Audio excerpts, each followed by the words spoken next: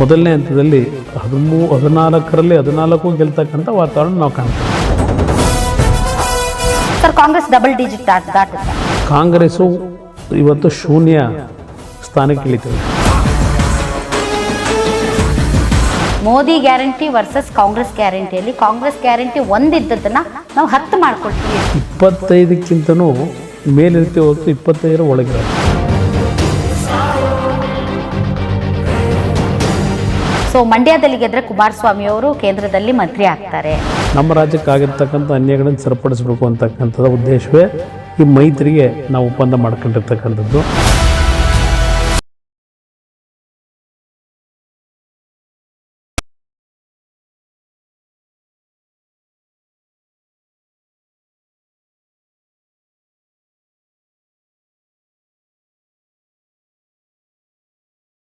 ನಡೆಸ್ತಾ ಇದೆ, ground report ಅನ್ನ ನಿಮ್ಮ ಮುಂದೆ ಇಡ್ತಾ ಇದೆ. ಈ ಮಧ್ಯೆ ಈ ಬಾರಿ ಎಲೆಕ್ಷನ್ ಕಳೆದ ಬಾರಿ ಎಲೆಕ್ಷನ್ಗಿಂತ ಕ್ವೈಟ್ ಡಿಫ್ರೆಂಟ್. ಯಾಕೆ ಅಂತಂದರೆ ಈ ಬಾರಿ ಬಿಜೆಪಿ ಮತ್ತು ಜಾತ್ಯತೀತ ಜನತಾದಳ ಒಂದಾಗಿದೆ, ಮೈತ್ರಿ ಮಾಡಿಕೊಂಡಿದೆ.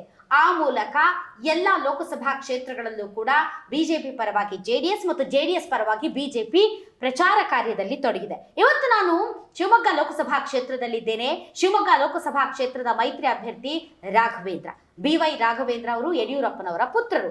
ಅವರ ಪರವಾಗಿ ಮಾಜಿ ಮುಖ್ಯಮಂತ್ರಿ ಮತ್ತು ಜಾತ್ಯತೀತ ಜನತಾದಳದ ನಾಯಕರಾದ ಕುಮಾರಸ್ವಾಮಿ ಅವರು ಪ್ರಚಾರ ಕಾರ್ಯದಲ್ಲಿ ತೊಡಗಿದ್ದಾರೆ.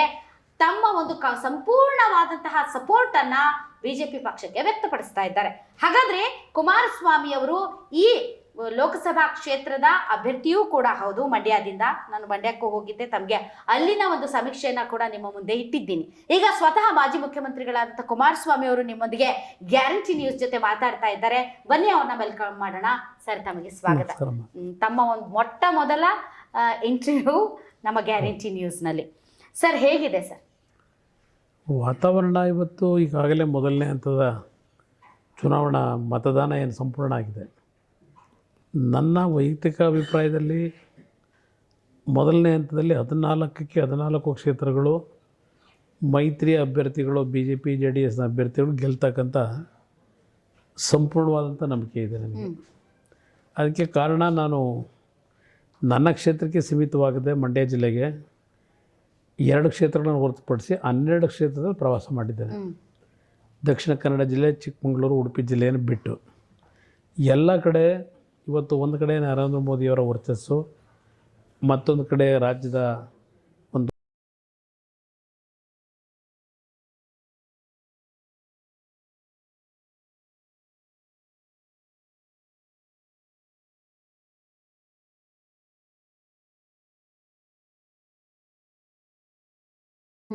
ಸರ್, ಒಟ್ಟಾರೆ 28 ಲೋಕಸಭಾ ಕ್ಷೇತ್ರಗಳಲ್ಲಿ ತಮ್ಮ ಪ್ರಕಾರ ಅಥವಾ ತಾವು ನಡೆಸಿರುವಂತಹ ಸಮೀಕ್ಷೆಯ ಪ್ರಕಾರ ಸರ್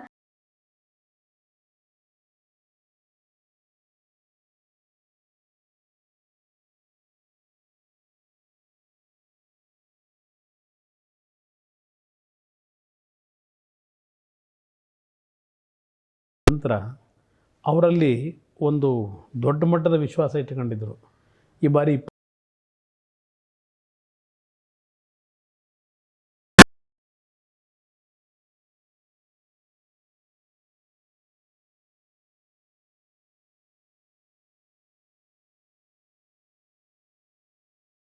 ಕೊನೆಯ ಹಂತದಲ್ಲಿ ಮೈತ್ರಿ ಆಗಿದ್ದರೆ ಒಂದು ರೀತಿ, ಇದು 6 ತಿಂಗಳು ಮುಂಚೆನೇ ಜನಸಾಮಾನ್ಯರಲ್ಲಿ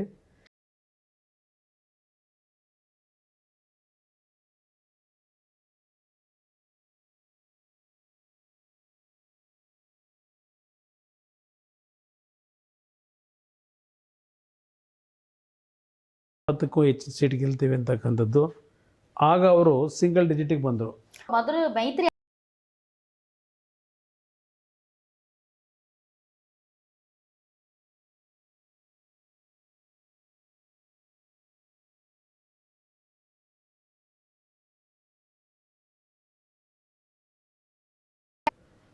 ಅದರ ಹಿನ್ನೆಲೆಯಲ್ಲಿ ಕಾರ್ಯಕರ್ತರು, 2 ಪಕ್ಷದ ಕಾರ್ಯಕರ್ತರು, BJPಯ ಪಕ್ಷದ ಕಾರ್ಯಕರ್ತರಲ್ಲೂ ಎಲ್ಲೋ ಒಂದು ಕಡೆ ಸೋತಂಥದ್ದು, ನಿರಾಸೆ ಮೂಡಿದಂಥದ್ದು.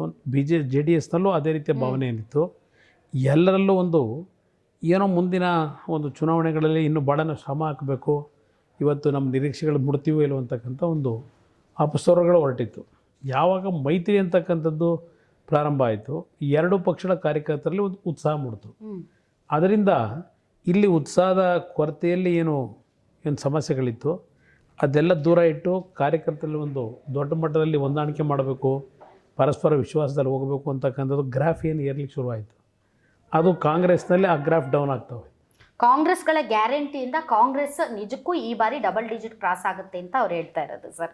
ಮೋದಿ ಗ್ಯಾರಂಟಿ ವರ್ಸಸ್ ಕಾಂಗ್ರೆಸ್ ಗ್ಯಾರಂಟಿಯಲ್ಲಿ ಕಾಂಗ್ರೆಸ್ ಗ್ಯಾರಂಟಿ ಒಂದಿದ್ದದನ್ನು ನಾವು 10 ಮಾಡ್ಕೊಳ್ತೀವಿ, ಬಿಕಾಸ್ ಜನ ಕೈ ಹಿಡಿತಾರೆ, ಅದರಲ್ಲೂ ಹೆಣ್ಮಕ್ಳು ನಮ್ಮ ಕೈ ಹಿಡಿತಾರೆ. ಇಲ್ಲಿ ಅವರ ಭಾವನೆ ಏನಿದೆ ಪ್ರಾರಂಭಿಕವಾಗಿ ಅದು ಇದ್ದಿದ್ದು ನಿಜ.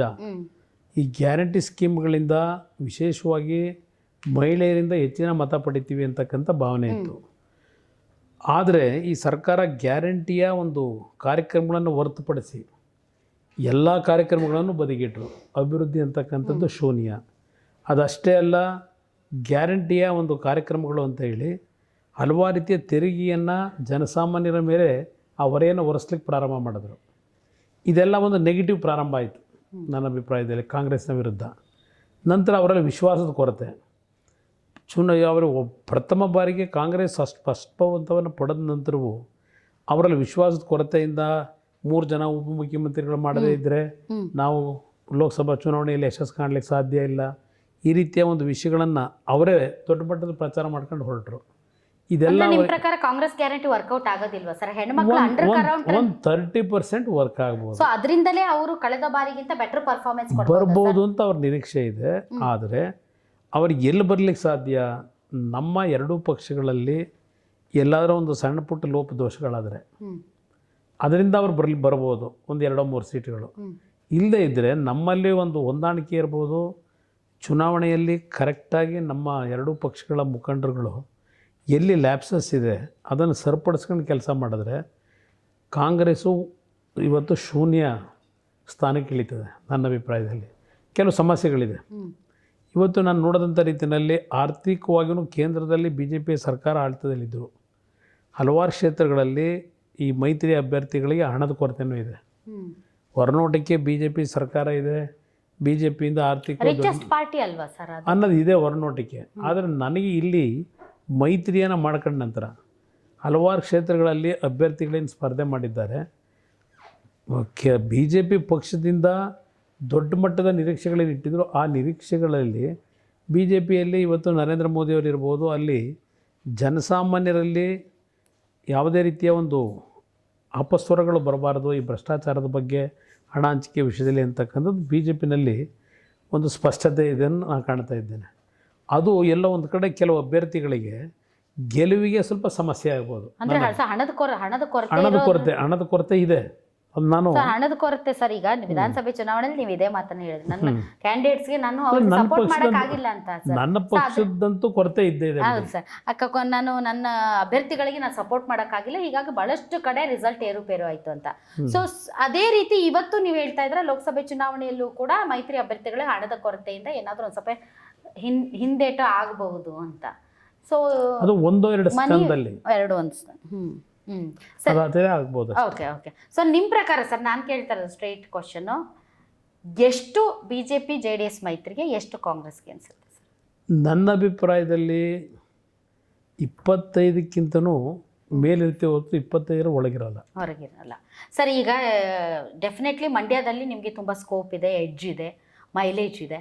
ಸೊ ಮಂಡ್ಯದಲ್ಲಿ ಗೆದ್ರೆ ಕುಮಾರಸ್ವಾಮಿ ಅವರು ಕೇಂದ್ರದಲ್ಲಿ ಮಂತ್ರಿ ಆಗ್ತಾರೆ, ಮಂಡ್ಯಗೂ ಹೆಲ್ಪ್ ಆಗುತ್ತೆ ಮತ್ತು ಕರ್ನಾಟಕಕ್ಕೂ ಹೆಲ್ಪ್ ಆಗುತ್ತೆ ಅನ್ನುವಂಥ ವಿಚಾರಗಳು ಅರ್ಧಾಡ್ತಾ ಇದೆ ಸರ್. ಅದು ಕನ್ನಡಿಗರಲ್ಲಿ ಮತದಾರರಲ್ಲೇ ಭಾವನೆ ಇದೆ, ಎರಡೂ ಪಕ್ಷಗಳ ಕಾರ್ಯಕರ್ತರಲ್ಲೂ ಆ ಭಾವನೆ ಇದೆ. ಕುಮಾರಸ್ವಾಮಿ ಕೇಂದ್ರದಲ್ಲಿ ಮಂತ್ರಿಗಳಾಗ್ಬೋದು ಅಂತ ಹೇಳಿ ಅದು ಅವ್ರ ಭಾವನೆಗಳು. ನಾನು ಅದ್ರ ಬಗ್ಗೆ ಈ ಕ್ಷಣದವರೆಗೆ ನಾನು ಮಂತ್ರಿ ಆಗಬೇಕು ಅಂತಕ್ಕಂಥ ಒಂದು ಹಂಬಲದಲ್ಲಿಲ್ಲ. ಆದರೆ ಅದನ್ನೇ ನಾನು ಹೇಳ್ತಾ ಇರೋದು. ಅದು ಎಲ್ಲೋದ್ರೂ ಜನಗಳೆಲ್ಲ ಭಾವನೆ ಇದೆ. ಆದರೆ ನಾನು ವೈಯಕ್ತಿಕವಾಗಿ ಹೇಳೋದಾದರೆ ನನ್ನ ಒಂದು ಗುರಿ 28ಕ್ಕೆ 28 ಗೆಲ್ಲಬೇಕು. ಆ ಒಂದು ಇದರಲ್ಲಿ ನನ್ನ ಗಮನ ಇದೆಯೇ ಹೊರತು ನಾನು ಮಂತ್ರಿ ಆಗಲಿಕ್ಕೆ ಏನಾದರೂ ಮ್ಯಾನಿಪುಲೇಷನ್ ಮಾಡಬೇಕು ಆ ಥರ ಯಾವುದೂ ಇಲ್ಲ. ಅಲ್ಲ ಸರ್, ನೀವು ಮ್ಯಾನಿಪುಲೇಷನ್ ಅಲ್ಲ ಸರ್, ನನಗೆ ಅದಲ್ಲ ಸರ್, ಜನದ ಅದು ಒಂದು ಜನರಿಗೆ ನಿರೀಕ್ಷೆ ಇದೆ ಸರ್. ಯಾಕೆ ಅಂತಂದ್ರೆ ಸರ್, ನಿಮಗೆ ಗೊತ್ತಿದೆ, ನೀವು ಇದನ್ನ ಸಿಕ್ಕಾಪಟ್ಟೆ ಸರಿ, ನೀವು ಬಿಜೆಪಿ ಜೊತೆ ಮೈತ್ರಿ ಮಾಡ್ಕೊಳ್ಳೋದಕ್ಕಿಂತ ಮುಂಚೆ ನೀವು ಹಲವಾರು ವೇದಿಕೆಗಳಲ್ಲಿ ಸ್ಪಷ್ಟವಾಗಿ ರಾಜ್ಯ ಜನರ ಮುಂದೆ ಮಾತಾಡಿದ್ದೀರಾ. ಮೋದಿ ಅವರ ಎದುರುಗಡೆ ಮಾತಾಡ್ತಾ ಇಲ್ಲ ಯಾರು ಎಂಪಿಗಳು. ರಾಜ್ಯಕ್ಕೆ ಆಗಬೇಕಾಗಿರುವಂತಹ ಕೆಲಸ ಕಾರ್ಯಗಳು, ಯೋಜನೆಗಳು ಅಥವಾ ಅನುದಾನಗಳು ಅಥವಾ ಇನ್ ಎವ್ರಿ ಆಸ್ಪೆಕ್ಟ್ ಸರ್, ಕರ್ನಾಟಕದ ಪರವಾಗಿ ಧ್ವನಿ ಎತ್ತೋರು ಬೇಕು ಅಂತ. ಸೊ ಕುಮಾರಸ್ವಾಮಿ ಅವರ ಆಯ್ಕೆ ಆದರೆ ಡೆಫಿನೆಟ್ಲಿ ವಿ ಬಿಲೀವ್ ನಿಮ್ಮ ಆತ್ಮಸಾಕ್ಷಿ ಒಪ್ಕೊಳ್ಳೋದಿಲ್ಲ. ನೀವು ಯಾವ ಪಾರ್ಟಿ ಜೊತೆಗಾದ್ರೂ ಹೊಂದಾಣಿಕೆ ಮಾಡ್ಕೊಳ್ಳಿ, ನಿಮ್ಮ ಆತ್ಮಸಾಕ್ಷಿ ಒಪ್ಕೊಳ್ಳಲ್ಲ. ಅದು ಕರ್ನಾಟಕದ ವಿಚಾರಕ್ಕೆ ಬಂದಾಗ. ಹಾಗಾಗಿನೇ ನೀವು ಆ ಉನ್ನತ ಸ್ಥಾನಕ್ಕೆ ಹೋಗ್ಬೇಕು ಅಂತ ಜನ ಬಯಸ್ತಾ ಇದ್ದಾರೆ. ಆ ಕಮಿಟ್ಮೆಂಟ್ ನೀವು ಕೂಡ ಜನರಿಗೆ ಕೊಡ್ಬೇಕಾಗುತ್ತೆ. ಇಲ್ಲ, ಜನಗಳೆಲ್ಲ ಭಾವನೆ ಏನಿದೆ, ನಾನಿವತ್ತು ಮೈತ್ರಿ ಮಾಡ್ಕೊಂಡಿರ್ತಕ್ಕಂಥ ಉದ್ದೇಶವೇ ರಾಜ್ಯಕ್ಕೆ ಆಗಿರ್ತಕ್ಕಂಥ ಹಲವಾರು ಅನ್ಯಾಯಗಳೇನಿದೆ, ನಮ್ಮ ಹಕ್ಕುಗಳನ್ನು ಪಡೆಯತಕ್ಕಂಥದ್ರಲ್ಲಿ, ಅದು ನೀರಾವರಿ ಕ್ಷೇತ್ರ ಇರ್ಬೋದು, ಅಭಿವೃದ್ಧಿಗೆ ಕೆಲವು ವಿಷಯಕ್ಕೆ ಸಂಬಂಧಪಟ್ಟಾಗೆ ಸಮಸ್ಯೆಗಳೇನಿದೆ, ಆ ಸಮಸ್ಯೆಗಳನ್ನು ಬಗೆಹರಿಸಬೇಕು, ನಮ್ಮ ರಾಜ್ಯಕ್ಕೆ ಆಗಿರ್ತಕ್ಕಂಥ ಅನ್ಯಾಯಗಳನ್ನು ಸರಿಪಡಿಸಬೇಕು ಅಂತಕ್ಕಂಥದ್ದು ಉದ್ದೇಶವೇ ಈ ಮೈತ್ರಿಗೆ ನಾವು ಒಪ್ಪಂದ ಮಾಡ್ಕೊಂಡಿರ್ತಕ್ಕಂಥದ್ದು. ಅದರಲ್ಲಿ ಯಾವ ಸಂಶಯ ಬೇಡ. ನಮ್ಮ ನಾಡಿನ ಜನತೆಗೆ ಧ್ವನಿಯಾಗಿ ನಮ್ಮ ನಾಡಿನ ಜನತೆಯ ಸಮಸ್ಯೆಗಳನ್ನು ಬಗೆಹರಿಸಲಿಕ್ಕೆ BJPಯ ಸ್ನೇಹಿತರುಗಳ ಜೊತೆನೂ ಅವ್ರಿಗೂ ಒಂದು ಆತ್ಮಸ್ಥೈರ್ಯ ತುಂಬಿ ಕೆಲಸವನ್ನು ಮಾಡ್ತಕ್ಕಂಥದ್ದು ಹಿಂದೆ ಸರಿಯಲ್ಲ. ಗ್ಯಾರಂಟಿ ನ್ಯೂಸ್, ಸುದ್ದಿ ಖಚಿತ, ನ್ಯಾಯ ನಿಶ್ಚಿತ.